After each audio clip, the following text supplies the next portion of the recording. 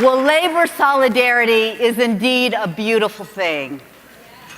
And it's so beautiful and wonderful to have Mercedes and Joe with us at this leadership conference at this critical time.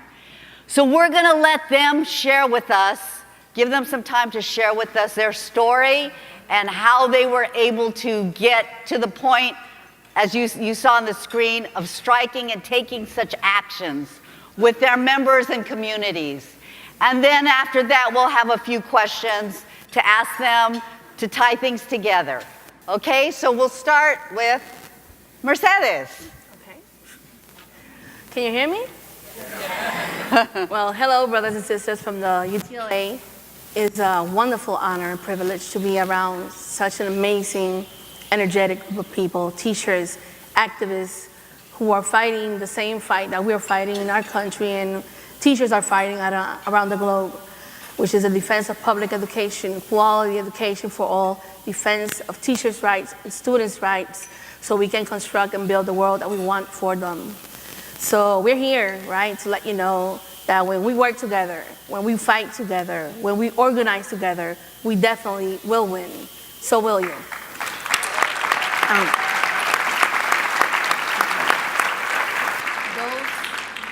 That want to oppress us will not prevail.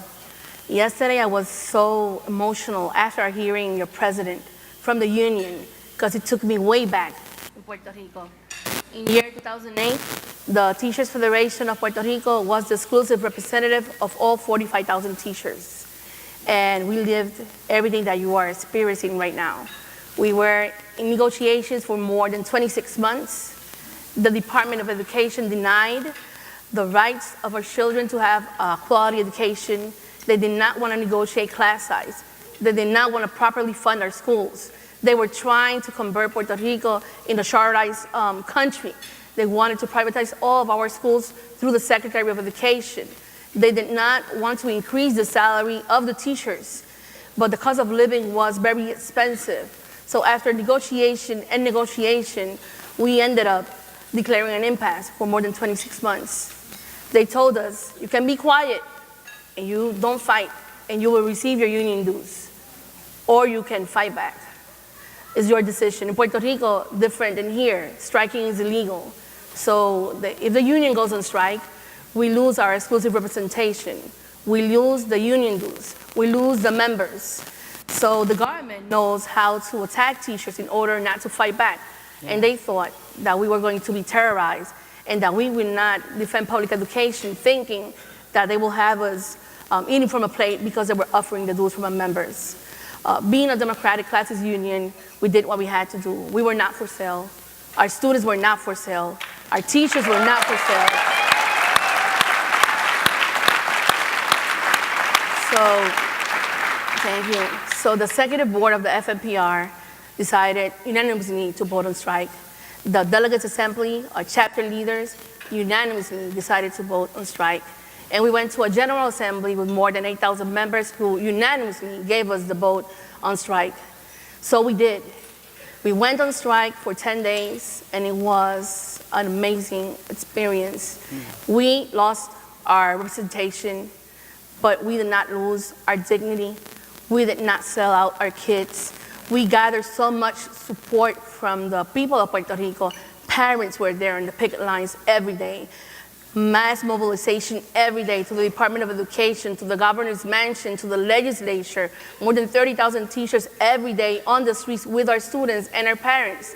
They thought that because they control corporate media, they will control the image of the teachers in our country, and they were very wrong. The people were with us.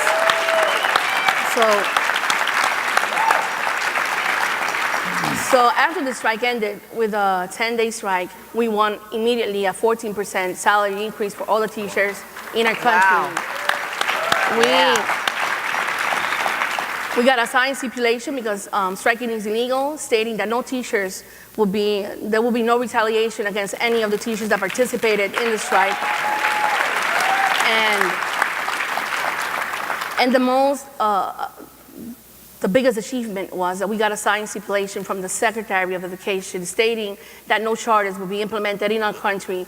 Until this day, we have no charters in Puerto Rico, so it was a big fight.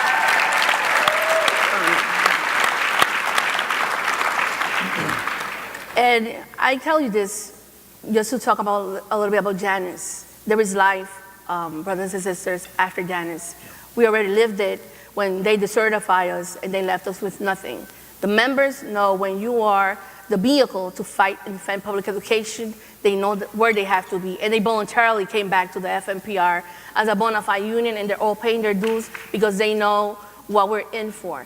They know that we represent them, and they know that we represent the children of Puerto Rico. We are their voices. So right now, the state wished we could banish, but they didn't. In September 2017, is just to give you a little bit of history because your demands were our demands. They're so on point. They're the same demands that we had, and your president specified them so beautifully yesterday that it really moved me, and I wanted to share that with you. On September, we went through a Category 5 hurricane, as you may heard. 300,000 homes were destroyed. 90% of them were destroyed completely. We still have 70,000 people in our country with blue tarps on the roofs because of the neglect of the government. And the relief efforts never came.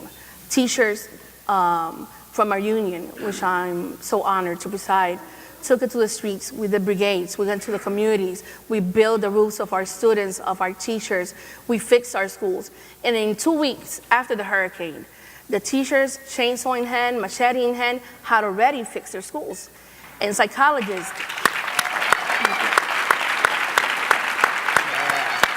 Amazing.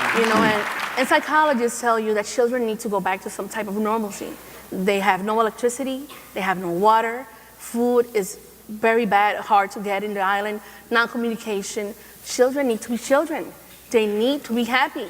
They need to get the sense that something is going back to normal. So teachers did whatever they do. They are heroes and heroes in our country, and they fixed the schools. But after they were ready, 2 weeks passed. The Secretary of Education, Julia Kelleher, who you saw in the video, who makes more money than Betsy the Boss to run the Department of Education. Ooh. She's making $250,000 on salary, and she's getting 14 mentors at $200,000 each to go to become superintendents in Puerto Rico right now from the States. She determined that it was the greatest opportunity to become the New Orleans of the decade, just as they did after Hurricane Katrina. And immediately after the hurricane, instead of providing children what they needed, she decided she wanted to shut down 200 schools. Little did she expect the resilient people of Puerto Rico. Little did she expect the response of the union, of the teachers union, and the parents of Puerto Rico. And even though they were vulnerable, there were protests day after day after day, and she had to revoke her decision.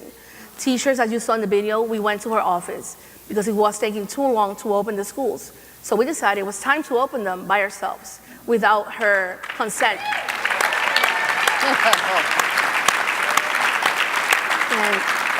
And we went there to talk to her, to say, open up the schools, they're ready. Teachers did it already for you. Not FEMA, not the federal government, not the local government, but the teachers did it for you, for our children. Open up the schools. She did not want to receive us, so we did a peaceful disobedience activity. They arrested all the executive members of the FMPR, which I presided, including myself.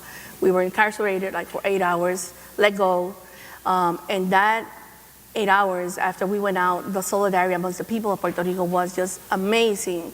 And if she tried to terrorize us, it was all the opposite. The public was so angry, the parents were so angry that in a matter of a week, she had to open half of the schools, and we took her to court, and in a matter of another week, due to the ruling decision of the court, she had to open the remaining schools, so she was not able to get ahead with her plan to shut down the schools. And finally, where are we right now? Capitalism never sleeps.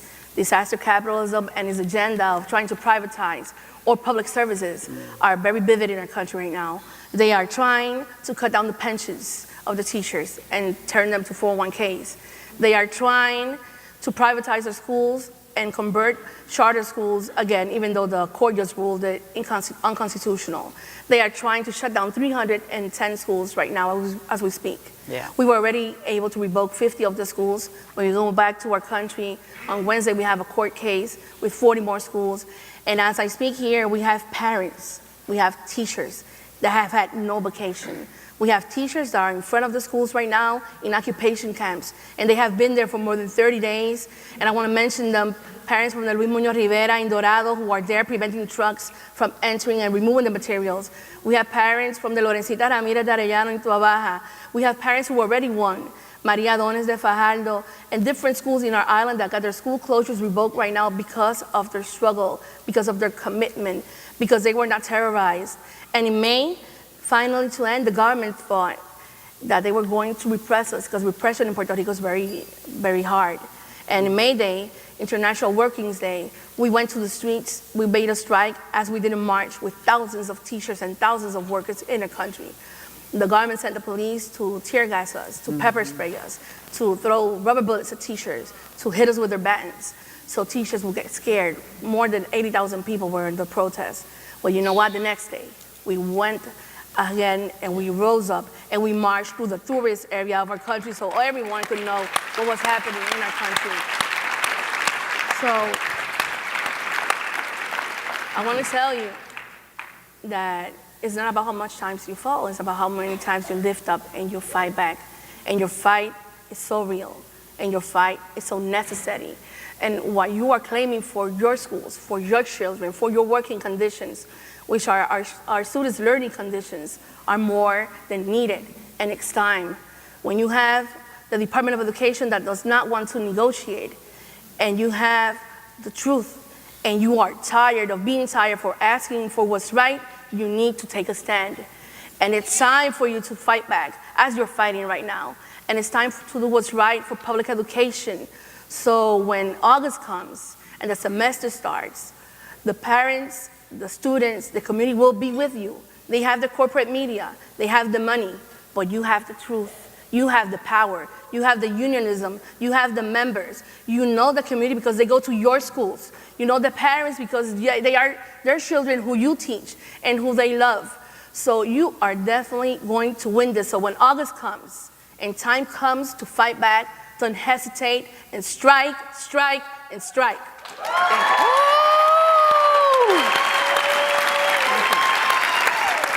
Thank you.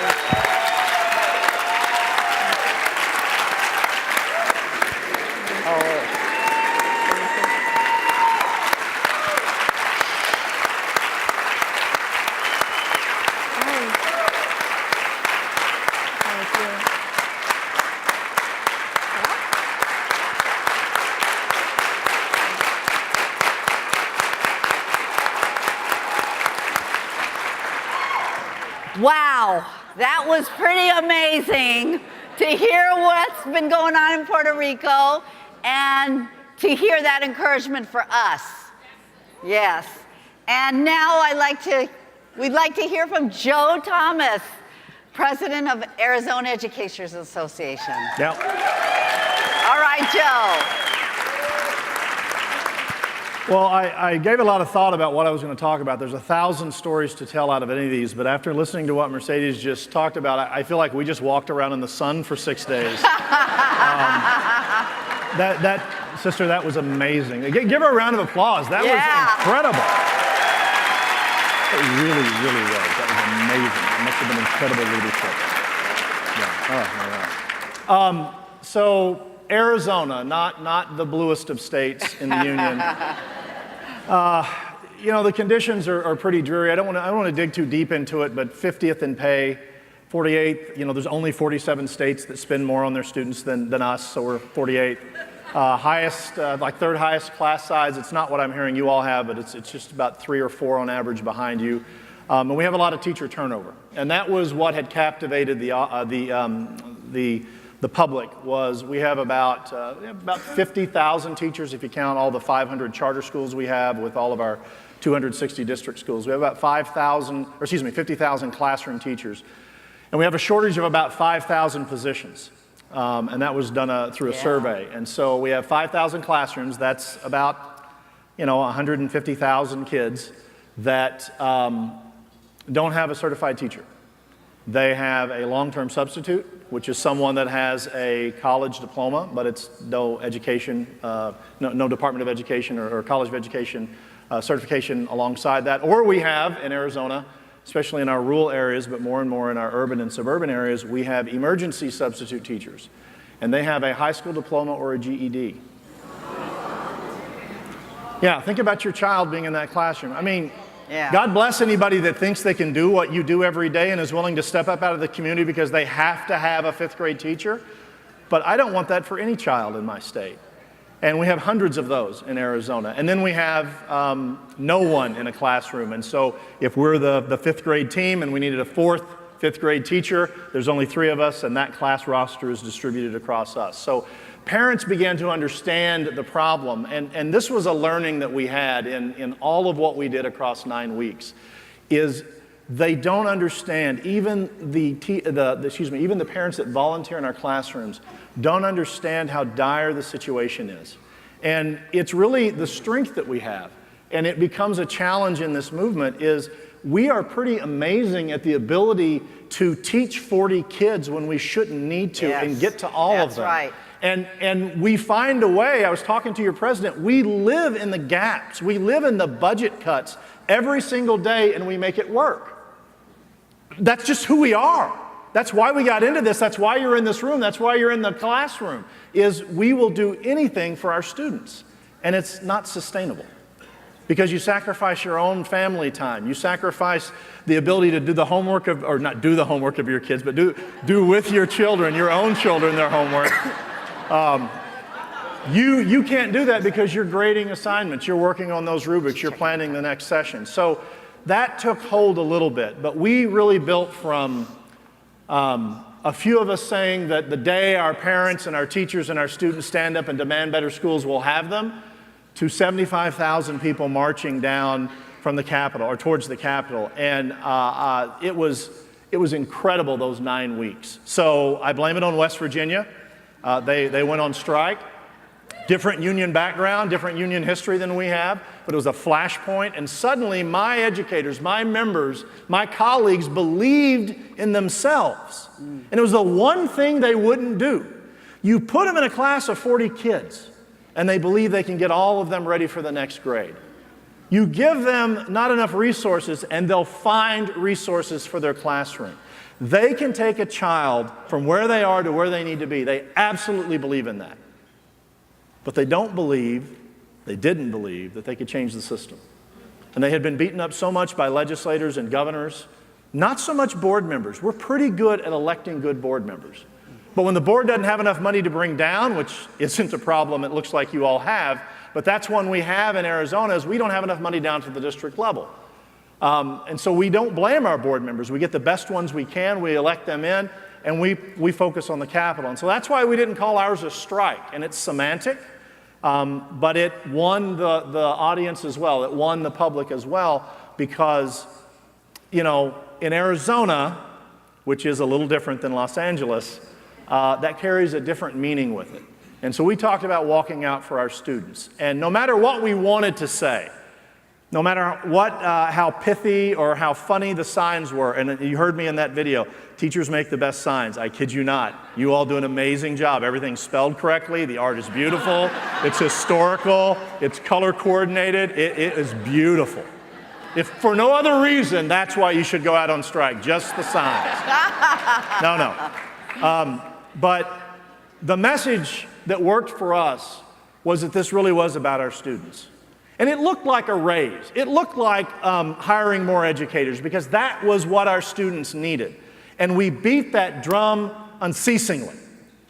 And our governor tried to make it about raises. And our legislature tried to make it about educators that were out of touch with these massive benefit plans. And we kept talking about what our students needed. And you have to win your community. They have to understand what it is that you're going to do, because we didn't know. We went from 9 weeks of not knowing what a statewide action might look like to actually marching and shutting down schools for 6 days. We went to a place where our superintendents were calling our local presidents asking if school was going to be open the next day. And yeah, I mean, you chuckle and you know, we didn't want to have to do it. You want to be in your classroom. But we had emailed. We had made the phone calls. We had gone down. We had done the routes. We did everything from I'm Just a Bill. Remember Schoolhouse Rock? We did everything the way we were supposed to do it, and we were ignored. And that means our students were ignored. And so we felt that we just didn't have anything else to do except take a statewide action. And so about 8 weeks in, we took a statewide vote. I don't know if anybody's ever done that before. I would encourage you to try to make it more local. A statewide vote was challenging, but what made it work for us, a paper ballot, and we didn't get to every school, but every school that had any kind, where we had any kind of capacity, and where this grassroots group, Arizona Educators United, that was just a breath of fresh air, young educators, activist educators, who some were our members and some weren't, but they really believed they were going to change the system, and they made us work faster. Which was a great learning, is unions, sometimes we don't move as fast as we should. We're cautious because we have to be here on the next day. A Facebook group, which was AEU, they could have disappeared, and it wouldn't have maybe made that much of a difference. And I say that, and I love the leadership that we've worked with. But AEA, we have to be there the next day, so it makes you cautious. Well, they wouldn't let us be cautious, which was good. And that coalition worked really well through all this. So at about 6 and 7 weeks through, we decided to do this vote. We had 57,000 educators. We let ESP, everybody except administrators got a ballot. And they handed you a ballot and said, are you willing to walk out for your kids? It's a real simple question. We didn't have a date with it, but we just wanted to know, were they ready? And 78% said yes. In a red state, in a red state, where 7 weeks previous, when we were doing our first action, which was wear a red shirt, I had emails and phone calls asking if they were going to get fired for wearing a red shirt. That's where we started. Not everybody. We have people that have been knocking down this door for years, but we have people that have felt so beaten down, thinking it was everybody, so beaten down that they were worried about wearing a red shirt, and they marched. And so we had 78%. We rolled that out. But it was because of all of the organizing. It was because the biggest key was the walk-in. And I'll offer this, and then we can, I'll shut up because I'm social studies. I could talk forever.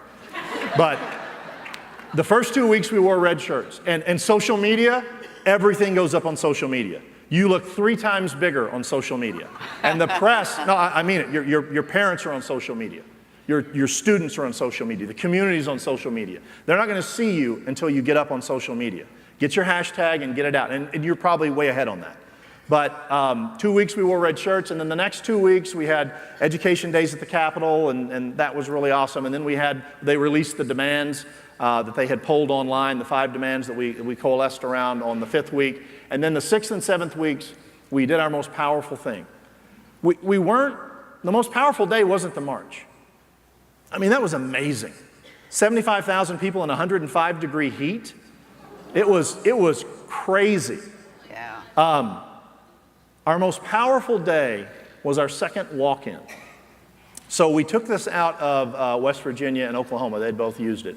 And so very briefly, a walk-in is where you meet about 30 minutes before your contract starts out front of the school. You bring in parents, you bring in your business leaders, you bring in anybody that wants to come, and you talk and you listen for about 15 minutes about what's going on, how important the school is, how important your students are, how important their children are, and how important you are. That's what they'll tell you.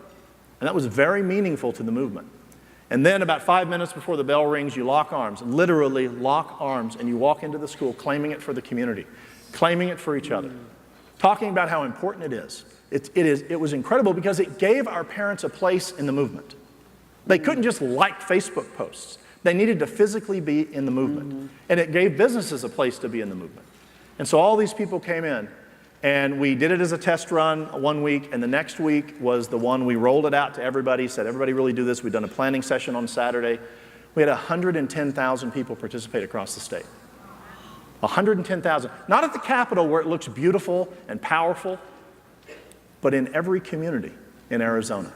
110,000 people in 1,200 schools across the state. That was power. Yeah. And it was power at the site level. It was power at the parent level, and that was where we turned a corner. You'll find that moment in this, where you will win your community. That's what it was for us, because we had a chance to tell them what this all meant, and the complicated budgets and all of the rules and laws that they don't have time to understand. They began to understand it, and they marched with us. That's why we had 75,000 people. We had parents, we had the other unions, we had everybody out there that had watched this build for 8 weeks culminate in those 6 days in the sun. And it was absolutely solidarity. There's no other word for it. My teachers, my colleagues walked around with their heads high because they realized the community did support them, and it was only the legislature and the governor that didn't. So Wow. I can't wait for you to feel those moments, because you will keep them forever, and you will feel powerful for a very, very long time, and you will have made a difference in the lives of your students and yourselves. And that's what that's what a union has to stand for. I don't know what else we would do.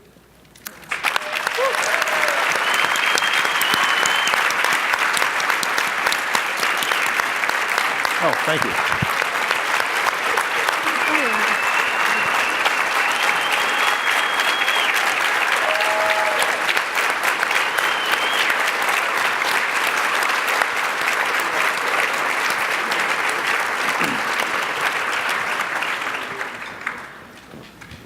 So Joe and Mercedes, you've shared a lot with us. You've given us a lot to think about. And it's so inspiring to us at this point of time, when we're at this critical point of moving to strike readiness. And we know that Arizona and Puerto Rico is a part of the larger national movement sweeping the country over the past year. And it's so encouraging to see state after state ripple and join this movement. And we're so excited to be a part of that as well. Puerto Rico, we don't know, but Puerto Rico has been in the forefront for a while, but we don't get the news about it, right? We don't hear about it in mainstream media. But as a U.S. colony since 1898, Naomi Klein describes Puerto Rico as having a shock after shock after shock after shock after shock doctrine, the most extreme we could even imagine. And the dictates have been handed down from an unelected fiscal control board, which benefit the wealthy and leave the majority of people in Puerto Rico without a hopeful future if it were not for this struggle here that our friends and parents and members are engaging in Puerto Rico. And I want to tell you a little bit about Mercedes. This woman spends her months crisscrossing across the island, warning parents and educators that the plan to radically downsize and privatize the school system relies upon their fatigue and trauma. She's told teachers that the government is counting on them getting worn out and being discouraged. But if they understand that strategy, they can defeat it. Wow. And here, Joe, in Arizona, our neighbor, red state as it is, they have been seeing the cuts for years, right? And the dropping of teachers' wages and the lack of certificated teachers to cover those classes. It's been, as he said, among the bottom, the poorest in the nation.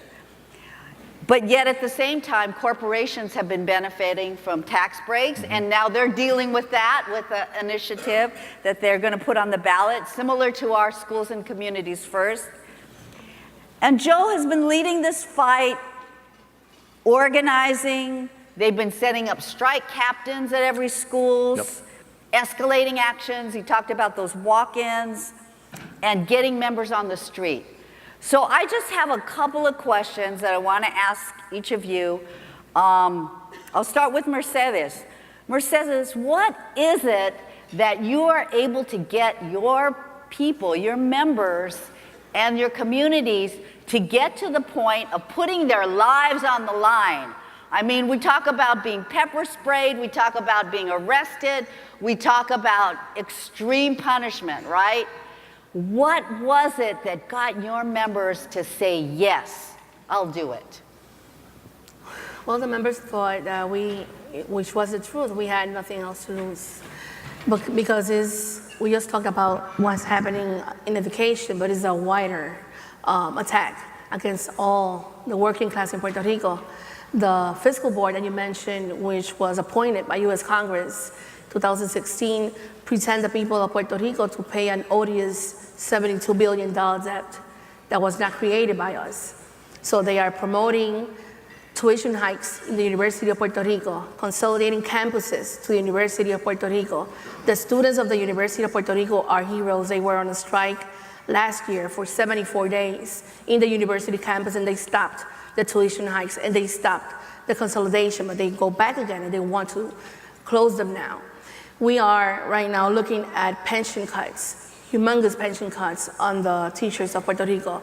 They are promoting the youth 25 and under to downsize their salary, their minimum salary from $725 to $425. So that's slavery. And we have a Secretary of Education that was appointed by the fiscal board that wants to shut down schools, privatize schools. So we have nothing else to lose. The people that are not responsible for the debt are the ones that are being requested to pay for it. And we are not willing to do that. The ones that stole the money, the bondholders, the hedge funds, the ones that have the money, they should pay for it, not the people of Puerto Rico. And that's why we fought back. Nothing to lose. And I know that I've heard from a friend in West Virginia, Nicole, who it always sticks in my mind. She says, if we could do it in West Virginia, anybody could do it. So I think there's so much that is at stake, and so why not, right? So, both Arizona, Puerto Rico, and California, we're similar in that the attacks are about the broader economic struggle for public education and the privatization agenda. But Joe, can you share with us a little bit more about what it is that you've done to expand your parent community support? What have you done to keep your members continue to fight for public education even after they got the salary increase? Right. That's one thing, right? But they're still fighting. What sustains you? Yeah. So we were out 6 days, and the demands were that the Arizona Educators United and we supported them in it, that they had done kind of an online poll, a lot of discussions before we ramped up activities, but it was to bring back $1 billion that had been cut. That would bring us back to 2008 funding levels. So that's, you're fighting to be 10 years behind. Yeah. No more tax cuts until we were at least 25th, 26th in funding in the nation. We wanted to bring back our salary schedules. Almost every district has lost those during the freezes from 2007 forward. We wanted competitive wages for our ESP, and we wanted a 20% raise for our teachers. So those were announced, and all of that we refocused back through this idea of being, better schools for our students.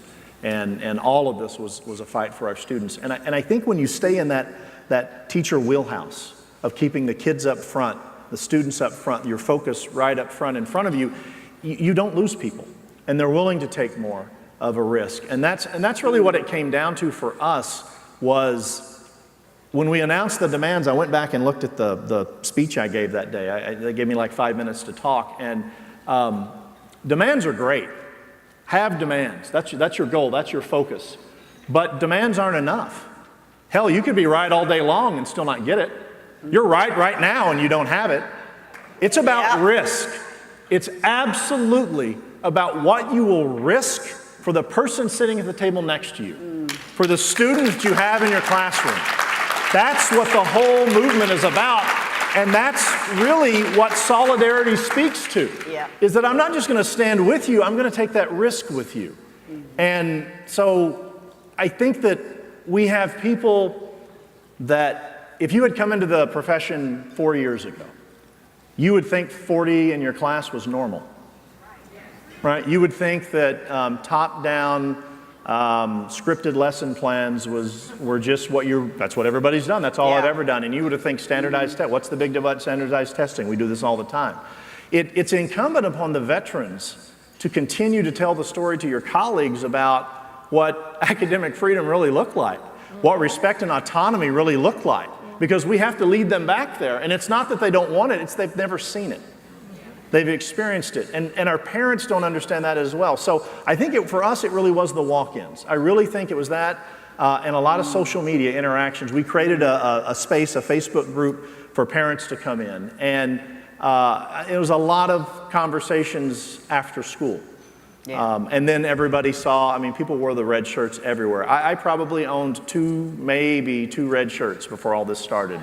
And I've got at least 20 in the closet right now, and it's awesome. But you have to create space for this, and you have to understand that you may be here ready to go. You'd go tomorrow, but you got to get everybody over here ready as well. And you can't yell for them to come where you are. You got to go get them. And going to get them means explain what's going on, have them understand the outrage you have. And it's old-fashioned. It really is conversations. It's old school organizing. But my God, when you're ready to go and you've got the community behind you, you will end up with the schools you deserve. And your demands will be met because you and everybody around you took the risk they had to take. And that's just it. It can't just be rhetoric. It was illegal for us. Every person that walked could have been fired. And we already have the superintendent of public instruction who's threatening to take out the leaders. And you should see social media light up every time she talks about it, because solidarity stands right up around those kids again. So find what you want, get people ready to go there, but bring the public with you and you'll win. You'll win and you'll win again.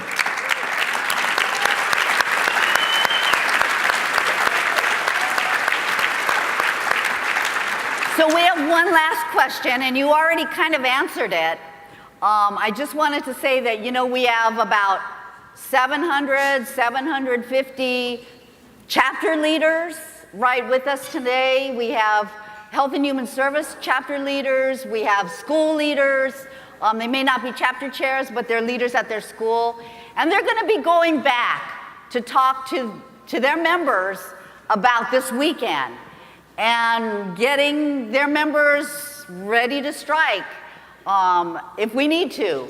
So I just wanted to ask you if there was any last words you have to share with us about what we say, or what do you suggest we do? How do we talk to our members to get them ready? Is there any advice that you have to give to us, or any last words you want to share with us as chapter leaders in Los Angeles? Anybody can go first. Yes. Well, I would say, first of all, believe in yourselves. You have to believe in yourself and the power that we have when we organize. You have to talk to your teachers that no individual action will gain a collective benefit for all. So it's not about being an individual, it's about we need each other. We have to talk straight to them about what the demands are. What do we need? What do our students need? For us, when we went to strike, we talked to every parent. You can use the social media. You need to use the social media. Everyone is on there, but nothing will replace personal contact. You have to talk to your parents.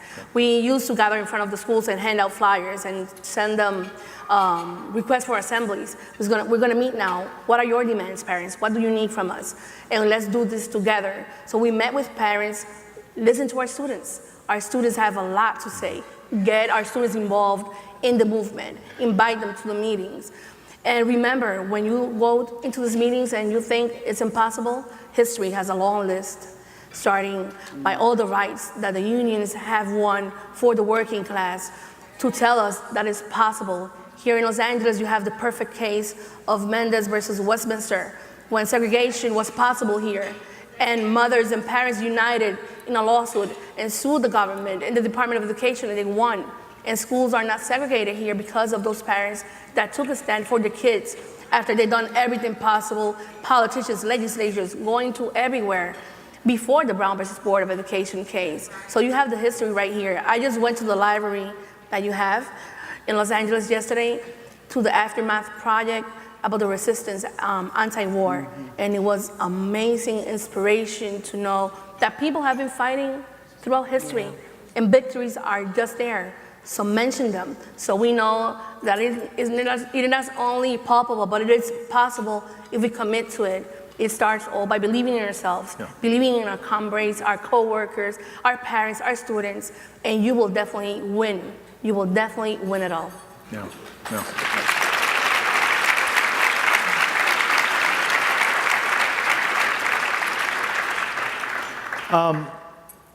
Working with your you covered community really well. I don't think I could add anything to that.